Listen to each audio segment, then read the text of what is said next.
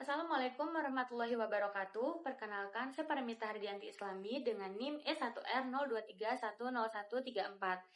Pada kesempatan kali ini, saya akan menjelaskan sedikit tentang bahasa pemrograman saya, yaitu pada tampilan di sebelah sisi kiri ada aplikasi manajemen stok barang dengan navigasi, dan di sisi kanannya itu ada area kerja utama. Pada menu sebelah kiri terdapat dua kelompok, yaitu pengaturan dan produk. Nah, dalam pengaturan ini berisi dua sub menu lagi, di antaranya stok barang, yaitu untuk melihat, menambah, mengedit, atau menghapus data barang, seperti nama, harga, jumlah, dan juga gambar. Yang kedua, terdapat statistik penjualan, untuk melihat data atau grafik hasil penjualan barang. Kelompok kedua yaitu produk yang berisi transaksi yang digunakan untuk mencatat atau memantau transaksi penjualan barang. Nah, sementara di bagian kanan terdapat dua panel utama, yaitu yang pertama adalah panel cari barang, digunakan untuk mencari data barang berdasarkan nama. Yang kedua, panel tambah barang, digunakan untuk menambahkan barang baru dengan mengisi nama, harga, jumlah, serta mengunggah gambar produk.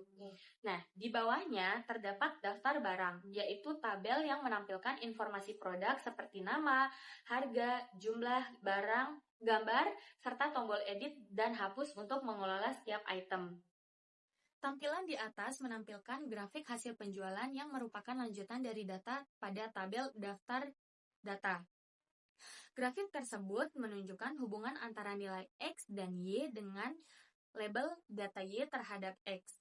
Sumbu horizontal X mewakili variabel atau kategori tertentu, sedangkan sumbu vertikal Y menunjukkan hasil data penjualan. Garis berwarna orange pada grafik memperlihatkan pola perubahan data, di mana terdapat beberapa titik naik dan turun yang menggambarkan fluktuasi penjualan dari waktu ke waktu atau antar kategori. Area di bawah garis diarsir dengan warna lembut untuk memperjelas visualisme tren data.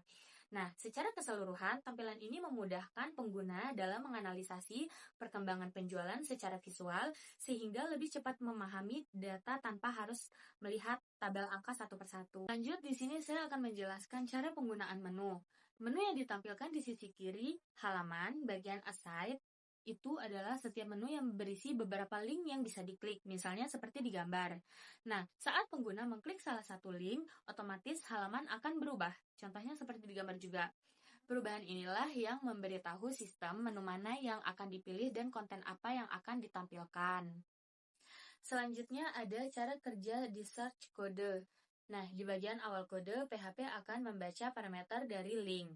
Ya, seperti di gambar, yang artinya yang pertama menunjukkan menu utama, misalnya dashboard atau produk.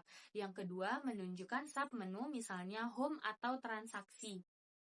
Di sini lanjut saya akan menjelaskan cara membuat grafik.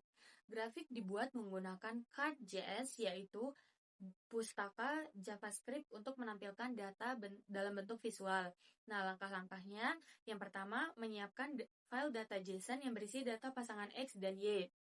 Buat tag canvas untuk menampilkan grafik. Nah, menggunakan JavaScript dengan fungsi fetch untuk mengambil data dari file JSON. Yang keempat, olah data JSON menjadi dua array, X yang berisi nilai sumbu horizontal dan Y berisi nilai sumbu vertikal. Dalam kode type bar, artinya grafik yang ditampilkan adalah grafik batang. Namun, Card.js juga mendukung jenis lainnya seperti line, pie, atau donut, yang dimana grafik garis, grafik lingkungan, dan grafik donat.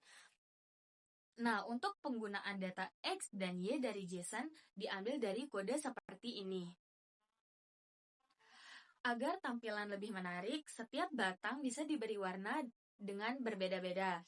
Dengan background color, ada red, blue, green, orange, purple, dan yellow. Selanjutnya, ada transaksi misalnya jual, beli, pinjaman, dan lainnya. Yang pertama, pengguna mulai mengisi form transaksi dengan nama barang, jumlah, dan harga. Nah, yang selanjutnya setelah tombol simpan transaksi ditekan, data disimpan ke file transaksi JSON. Nah, transaksi dicatat dalam format JSON seperti gambar di samping. Data ini otomatis muncul di tabel riwayat transaksi di halaman web. Nah, tampilan di atas menunjukkan halaman transaksi yang berfungsi untuk mencatat aktivitas jual beli barang. Pada bagian di atas terdapat formulir input transaksi jual beli, di mana pengguna dapat memasukkan nama barang, jumlah, dan harga satuan, lalu menekan tombol simpan transaksi untuk menyimpan data. Nah, di bawahnya terdapat tabel riwayat transaksi yang menampilkan daftar transaksi yang telah dilakukan. Tabel ini berisi kolom, nomor, barang, jumlah, harga, total, dan waktu, sehingga pengguna dapat melihat rincian setiap transaksi beserta waktu terjadinya. Tampilan ini juga membantu pengguna mengelola atau memantau riwayat penjualan dengan mudah dan teratur.